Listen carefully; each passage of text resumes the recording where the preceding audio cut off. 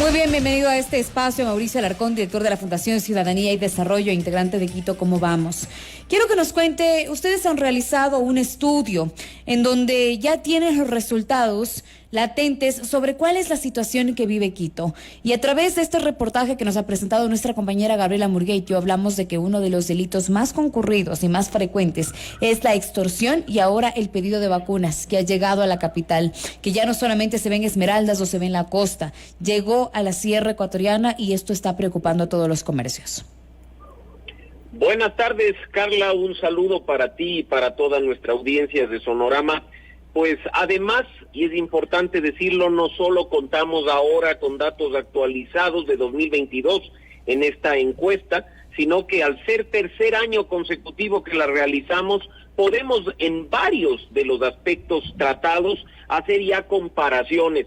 Y como bien mencionas, claro, la seguridad es la principal preocupación de los quiteños, que se siente totalmente inseguro y a merced de la delincuencia. Pero quizá el punto de partida es mencionar que 7 de cada 10 quiteños sienten que en general las cosas en la ciudad van por mal camino, que ya incluso hay mucha preocupación, frustración e incertidumbre, incluso considerando que en febrero de 2023 vamos a tener un proceso de elecciones que renovará alcaldías y renovará concejalías. Vamos un poco más en orden, ¿no? Quiero que nos cuente, ¿qué menciona esta encuesta? ¿Cuáles fueron las preguntas? ¿Cuál fue la población a la que fue pues sometida esta encuesta para conocer un poco de la muestra? Háblenos un poco de todo este proceso para conocer cuáles son los datos que arrojaron todas estas preguntas. La encuesta tiene un grupo de 70 preguntas que abordan varias temáticas. La encuesta además llega a casi 1,000 personas que cubren las 8 administraciones zonales, es decir, toda la ciudad de arriba hacia abajo, con lo cual nos permite acceder a datos incluso comparativos respecto al interior de la ciudad. Estamos hablando de una encuesta que tiene el 95% de fiabilidad, de confianza, con un mínimo margen de error de más o menos 2.8%.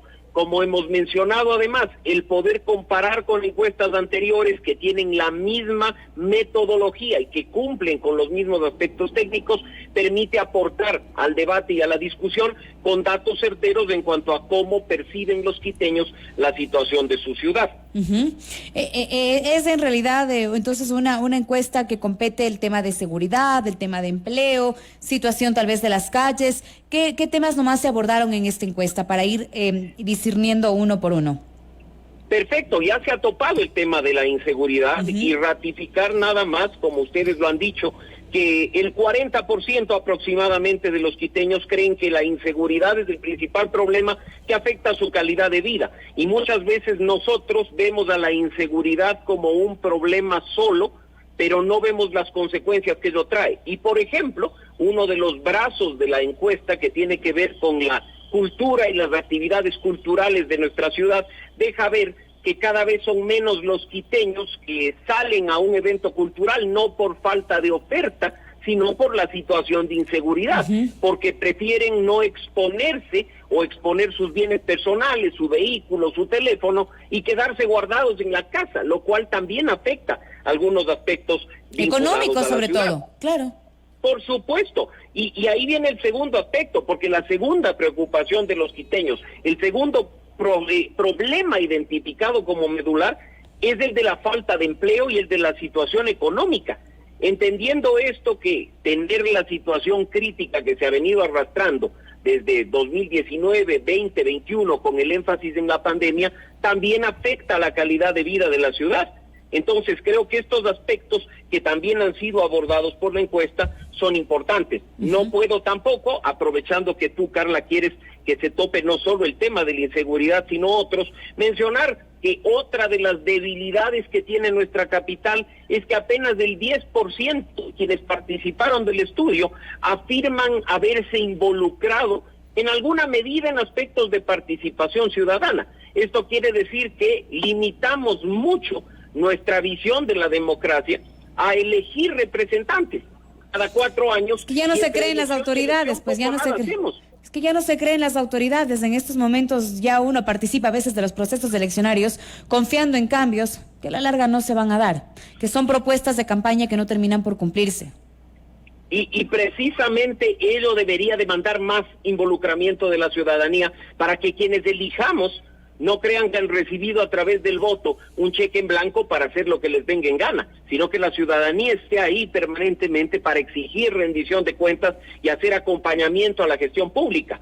Pero esa frustración y esa falta de motivación de los quiteños por involucrarse en esto termina también afectando estos aspectos. No se diga, como has mencionado tú, otras aristas, por ejemplo, como las de movilidad, que creo que son muy importantes de tener en cuenta, porque de los datos, que además no aporta únicamente la encuesta, sino el estudio que se hace sobre la base de información pública y que también está presentado, y fue presentado el día de ayer por Quito Cómo Vamos, se deja claro que cada vez más tiempo pierde el quiteño promedio en el transporte público. Más de 1 hora diaria. ¿Y los que conducen cuánto tiempo ¿Y los que conducen cuánto tiempo pierden sentados? ¿Y cuánto daño psicológico también tienen por estar tanto tiempo estancados en el tráfico y no hay solución? Nosotros, por ejemplo, conversábamos en este espacio con el representante de LEPMAPS, y él nos decía, a mí no me importa que me juzguen por estar arreglando las calles de Quito. Yo quiero dejar calles en buen estado. Debería importar en un momento en donde hay invierno, en donde hay comercios que dependen de este cierre de vías, en donde también si son tantas las que se están arreglando, arterias realmente importantes, entonces evitar tal vez los contraflujos. Bueno, en realidad ha sido estrategias muy, muy criticadas que no han dado solución.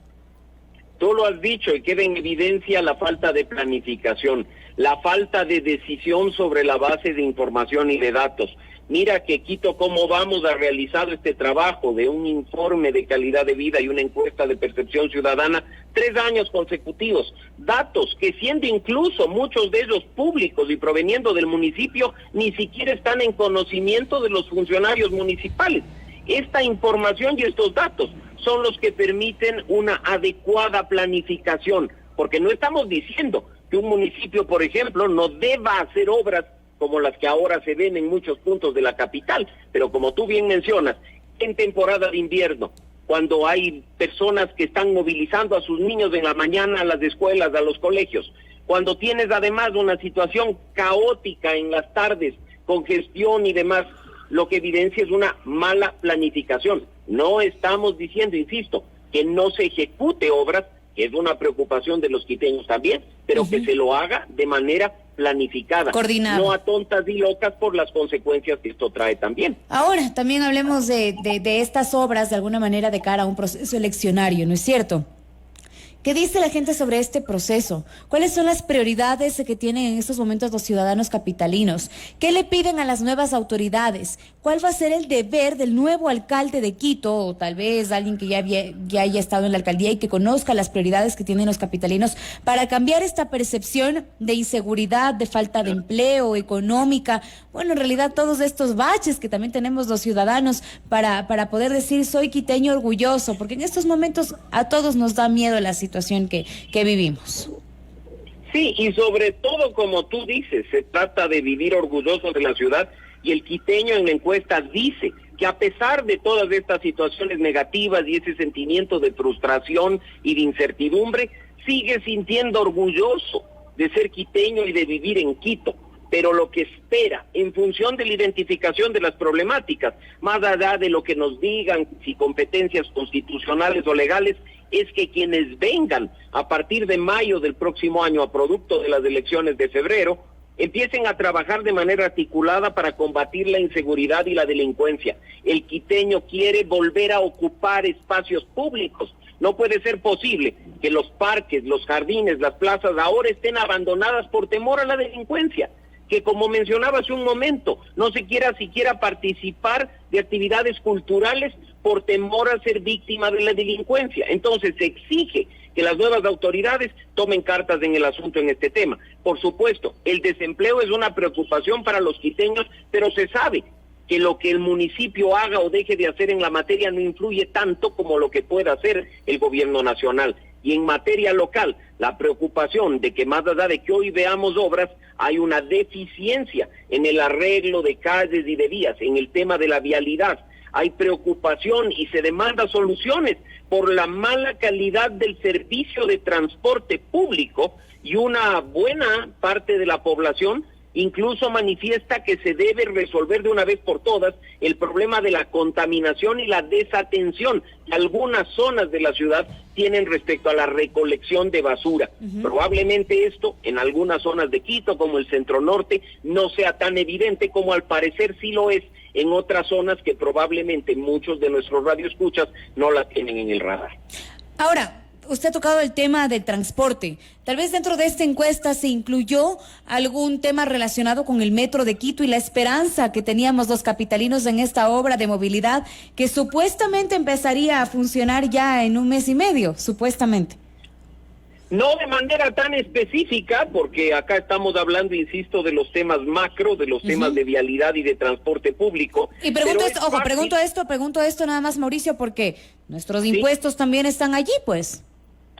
Y no solo eso, Carla, porque un asunto que hay que tener sobre la mesa y de manera muy clara es que hoy, en este momento, la mayor parte del presupuesto del municipio de Quito se está destinando a atender esa deuda enorme que contrajimos para poder poner en funcionamiento el metro de Quito, porque no hay otra fuente de ingreso, porque al ser una obra parada, por mucho que haya o no haya subsidio, los usuarios no pueden aportar con la compra de un pasaje. Es decir, todos los quiteños estamos sacrificando recursos que deberían plasmarse en obra pública, en obra en nuestros barrios, para tener este metro parado que esperemos finalmente funcione como nos lo han dicho en diciembre de este año. Pero, de nuevo, utilizando los mismos datos que nos presenta la encuesta, una de las cuestiones que la ciudadanía quiere ver en el transporte público también es un tema de seguridad. Mira tú que cuando se aborda en la encuesta el tema específico de los tipos de delitos de los cuales 4 de cada 10 quiteños ha reportado ser víctima,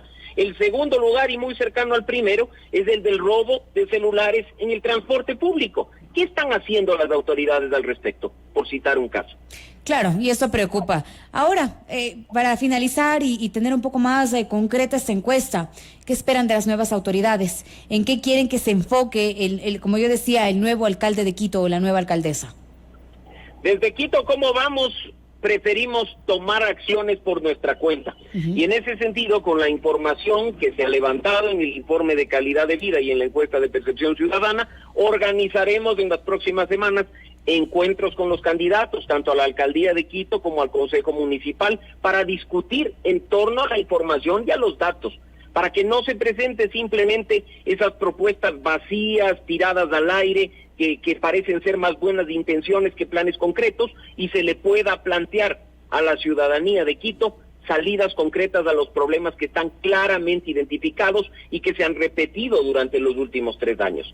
Le corresponde a la sociedad civil, a iniciativas como esta, de la mano de medios de comunicación como lo son ustedes y periodistas responsables como lo eres tú, Carla, generar un debate sobre el futuro de la ciudad, para que nunca más nos coman al cuento y simplemente nos hagan creer que están haciéndose bien las cosas o que las pugnas políticas son producto de pugnas de clases, cuando lo cierto es que lo que aquí queremos es que los recursos que aportamos en el pago de impuestos al menos regresen a nosotros en seguridad y en obra pública. Pero es que también hay que tomar en cuenta, nosotros como ciudadanos también merecemos tener una rendición de cuentas de parte de las autoridades. Y no solamente hablo de las próximas, sino de quienes están en estos momentos en el poder, porque hay un silencio total, hay un silencio sepulcral respecto a la inseguridad en Quito y no vemos que se pronuncien las autoridades o cuáles van a ser estas estrategias que van a implementar para, por ejemplo, evitar el cobro de vacunas, evitar la extorsión, que es lo que mencionábamos en el inicio de esta entrevista. Yo no he leído absolutamente nada de parte del alcalde respecto a estos temas. De parte de las autoridades se ha escuchado, se ha leído, se ha visto muy poco. Y eso es algo que debemos exigir como ciudadanos. Nuevamente, la ciudad la hacemos nosotros. Yo soy de aquellos que no esperan mucho de sus autoridades porque ya tenemos experiencia respecto a cómo actúan y respecto a qué es lo que hacen. Y como tú bien dices, la clave es la rendición de cuentas, porque si están ocupando la alcaldía y el consejo municipal, es porque están cumpliendo un mandato que nosotros les entregamos a través del voto, y ellos tienen la obligación de decirnos qué están haciendo con ese poder que nosotros les dimos. ¿Cómo están atendiendo el problema de la inseguridad? ¿Cómo están ejecutando la obra pública? ¿Están planificando o simplemente están haciendo las cosas para tomarse fotos? Creo que eso es algo que debemos empezar a levantar en el debate y en el discurso público para poder obtener de manera efectiva respuestas por parte de las autoridades, no ese silencio que tanto daño nos hace. Sin duda, me quedo con eso y quiero agradecerle muchísimo a Mauricio Alarcón, director de la Fundación Ciudadanía y Desarrollo e integrante de Quito Cómo Vamos, por darnos a conocer estos resultados que han arrojado un estudio que han realizado desde su parte para conocer cuál es la percepción ciudadana frente a la coyuntura que vivimos. Muchas gracias, Carla. Una buena noche, un gusto y siempre a la orden. Muchísimas gracias.